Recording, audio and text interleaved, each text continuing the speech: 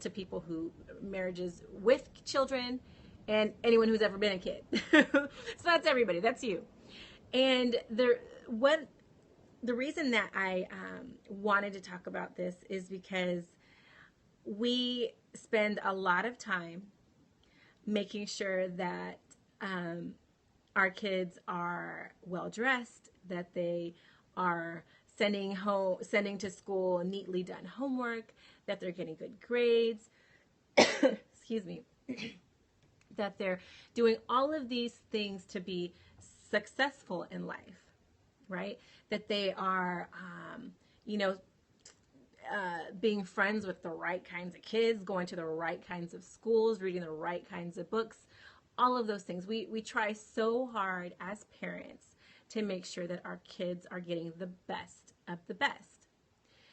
But I think we sometimes forget that not only is our purpose as parents here on earth, not only is our purpose to provide a Christ-centered foundation for our children, but our purpose is to and also, you know, help them succeed in life, in wealth and all that kind of stuff. Yes, that's important also. But ultimately, we are here to help them succeed in love. You know, that was God's commandment for us to love one another. And so if you're in a marriage, if we're in a marriage with children and we're not displaying love, we're not displaying a relationship between a husband and a wife where love is involved and exhibited and displayed, you know, on a regular basis, we're not setting our children up for success in the areas of love, in the areas of marriage. We like to think that, you know, we almost treat love and those aspects of a person's life as, you know, something on the back burner. You know, we don't really give it too much attention when we're talking to our kids about life and about, you know, how to succeed in life. Very rarely does the conversation turn to making sure that you are loving each other, making sure that you are displaying love. You know, it's rare that we talk to our kids about love and the importance of love. It just isn't something that our society is conditioned to do. And as Christians, you know, we think, well, we talk about Christ and we talk about, you know, how it's important to be saved and how it's important to, you know, do all of these things. But we forget that it's also really important to demonstrate and tell our children the importance of love. And because honestly, you guys, love, when you are demonstrating love in all of your actions, it makes life so much richer. It makes your job so much easier. It makes school so much easier, because your spirit is full of love, you know, and the way that you receive certain conversations with other parties is through the lens of love, through your love lenses, you know. So if children aren't witnessing love in their home, or, you know, if they're not witnessing love in their homes, they're going to go through life thinking that love looks like mom yelling at dad. Love looks like dad not coming home until 1 o'clock, 2 o'clock, 3 o'clock in the morning. Love looks like me as a child waking up in the morning, making myself a bowl of Cheerios and waiting till, you know, 11, 12 o'clock for mom and dad to come downstairs and talk to me. You know, all of these are love actions that we need to be mindful of in marriage and in our families, in our homes.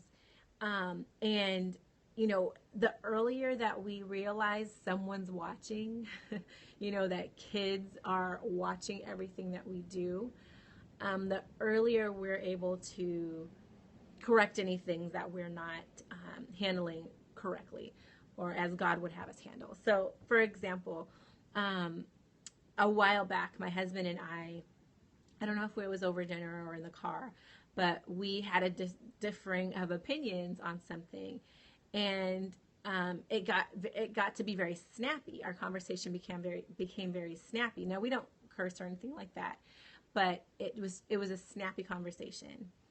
And the kids were wherever they were close by within ear range, and they were able to see and hear what was going on.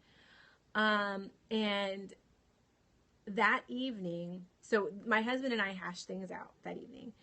And the following day, we hashed things out, but out of the view of our children, right? So the following day, I told the kids, I said, you guys, yesterday mommy and daddy had a difference of opinion, and daddy felt one way about something and mommy felt very strongly the other way.